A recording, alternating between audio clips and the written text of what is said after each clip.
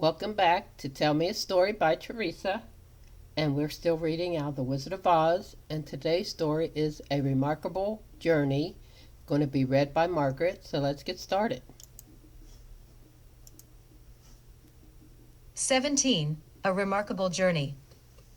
You see, explained the Glass Cat, that Magic Isle where Trot and Captain Bill are stuck is also in this Gillikin country, over at the east side of it, and it's no farther to go across lots from here than it is from here to the Emerald City. So we'll save time by cutting across the mountains. Are you sure you know the way? Asked Dorothy. I know all the land of us better than any other living creature knows it, asserted the Glass Cat. Go ahead, then, and guide us, said the wizard. We've left our poor friends helpless too long already, and the sooner we rescue them the happier they'll be. Are you sure you can get 'em out of their fix? The little girl inquired. I've no doubt of it, the wizard assured her. But I can't tell what sort of magic I must use until I get to the place and discover just how they are enchanted. I've heard of that magic isle where the wonderful flower grows, remarked the Cowardly Lion. Long ago, when I used to live in the forests, the beasts told stories about the isle and how the magic flower was placed there to entrap strangers, men or beasts. Is the flower really wonderful? Questioned Dorothy. I have heard it is the most beautiful plant in the world, answered the lion. I have never seen it myself, but friendly beasts have told me that they have stood on the shore of the river and looked across at the plant in the gold flower pot and seen hundreds of flowers of all sorts and sizes blossom upon it in quick succession. It is said that if one picks the flowers while they are in bloom they will remain perfect for a long time, but if they are not picked they soon disappear and are replaced by other flowers. That, in my opinion, make the magic plant the most wonderful in existence. But these are only stories, said the girl. Has any of your friends ever picked a flower from the wonderful plant? No, admitted the Cowardly Lion, for if any living thing ventures upon the magic isle, where the golden flower pot stands, that man or beast takes root in the soil and cannot get away again. What happens to them, then? Asked Dorothy. They grow smaller, hour by hour and day by day, and finally disappear entirely. Then, said the girl anxiously, we must hurry up, or Captain Bill and Trot will get too small to be comfortable. They were proceeding at a rapid pace during this conversation, for the Hungry Tiger and the Cowardly Lion were obliged to move swiftly in order to keep pace with the Glass Cat. After leaving the forest of Gugu they crossed a mountain range, and then a broad plain, after which they reached another forest, much smaller than that where Gugu ruled. The magic isle is in this forest, said the Glass Cat, but the river is at the other side of the forest. There is no path through the trees, but if we keep going east, we will find the river, and then it will be easy to find the magic isle. Have you ever traveled this way before? Inquired the wizard. Not exactly, admitted the cat, but I know we shall reach the river if we go east through the forest. Lead on, then, said the wizard. The Glass Cat started away, and at first it was easy to pass between the trees, but before long the underbrush and vines became thick and tangled, and after pushing their way through these obstacles for a time, our travelers came to a place where even the Glass Cat could not push through. We'd better go back and find a path, suggested the Hungry Tiger. I'm surprised at you, said Dorothy, eyeing the Glass Cat severely. I'm surprised, myself, replied the cat. But it's a long way around the forest to where the river enters it, and I thought we could save time by going straight through. No one can blame you, said the wizard, and I think, instead of turning back, I can make a path that will allow us to proceed. He opened his black bag and after searching among his magic tools drew out a small axe, made of some metal so highly polished that it glittered brightly even in the dark forest. The wizard laid the little axe on the ground and said in a commanding voice, Chop, little axe, chop clean and true, a path for our feet you must quickly hew. Chop till this tangle of jungle is past, chop to the east, little axe, chop fast. Then the little axe began to move and flashed its bright blade right and left, clearing a way through vine and brush and scattering the tangled barrier so quickly that the lion and the tiger, carrying Dorothy, and the wizard and the cage of monkeys on their backs, were able to stride through the forest at a fast walk. The brush seemed to melt away before them and the little axe chopped so fast that their eyes only saw a twinkling of the blade.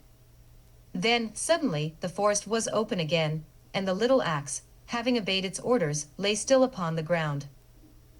The wizard picked up the magic axe, and after carefully wiping it with his silk handkerchief put it away in his black bag. Then they went on and in a short time reached the river.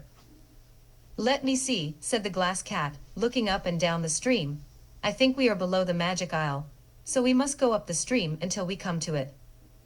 So up the stream they traveled, walking comfortably on the river bank, and after a while the water broadened and a sharp bend appeared in the river, hiding all below from their view. They walked briskly along, however, and had nearly reached the bend when a voice cried warningly, "Look out!" The travelers halted abruptly and the wizard said, "Look out for what?"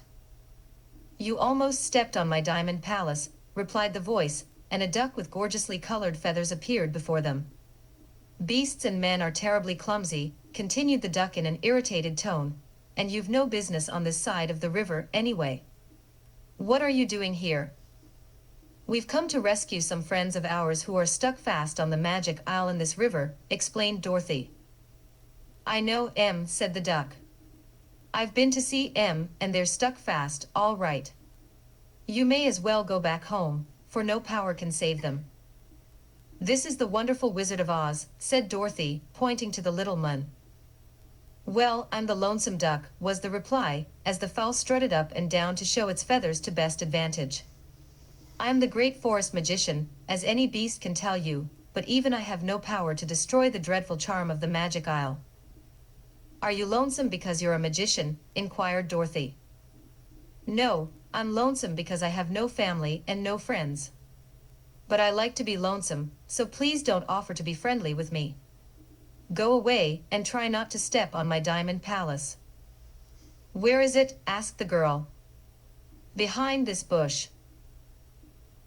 Dorothy hopped off the lion's back and ran around the bush to see the diamond palace of the Lonesome Duck, although the gaudy fowl protested in a series of low quacks. The girl found, indeed, a glistening dome formed of clearest diamonds, neatly cemented together, with a doorway at the side just big enough to admit the duck. "Where did you find so many diamonds?" asked Dorothy, wonderingly. "I know a place in the mountains where they are thick as pebbles," said the Lonesome Duck, "and I brought them here in my bill, one by one, and put them in the river, and let the water run over them until they were brightly polished. Then I built this palace, and I'm positive it's the only diamond palace in all the world." "It's the only one I know of," said the little girl, "but if you live in it all alone, I don't see why it's any better than a wooden palace, or one of bricks or cobblestones." "You're not supposed to understand that," retorted the Lonesome Duck. "But I might tell you, as a matter of education, that a home of any sort should be beautiful to those who live in it, and should not be intended to please strangers. The Diamond Palace is my home, and I like it. So I don't care a quack whether you like it or not." "Oh, but I do," exclaimed Dorothy. "It's lovely on the outside," but then she stopped speaking, for the Lonesome Duck had entered his palace through the little door without even saying goodbye. So Dorothy returned to her friends, and they resumed their journey. "Do you think, Wizard, the duck was right in saying no magic can rescue Trot and Captain Bill?" asked the girl in a worried tone of voice. "No, I don't think the Lonesome Duck was right in saying that," answered the Wizard, gravely, "but it is possible that their enchantment will be harder to overcome than I expected. I'll do my best, of course, and no one can do more than his best." That didn't entirely relieve Dorothy's anxiety, but she said nothing more, and soon, on turning the bend in the river, they came in sight of the Magic Isle. "There they are!" exclaimed Dorothy eagerly. "Yes, I see them," replied the Wizard, nodding. "They are sitting on two big toadstools." "That's queer," remarked the Glass Cat. "There were no toadstools there when I left them." "What a lovely flower!" cried Dorothy in rapture, as her gaze fell on the magic plant. "Never mind the flower just now," advised the Wizard. "The most important thing is to rescue our friends."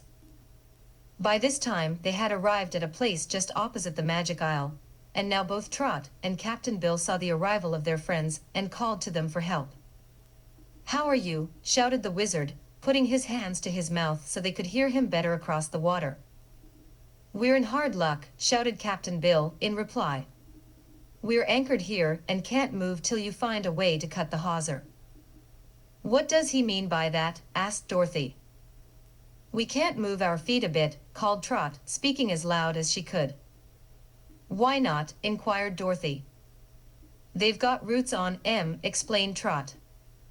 It was hard to talk from so great a distance, so the Wizard said to the Glass Cat, "Go to the island and tell our friends to be patient, for we have come to save them.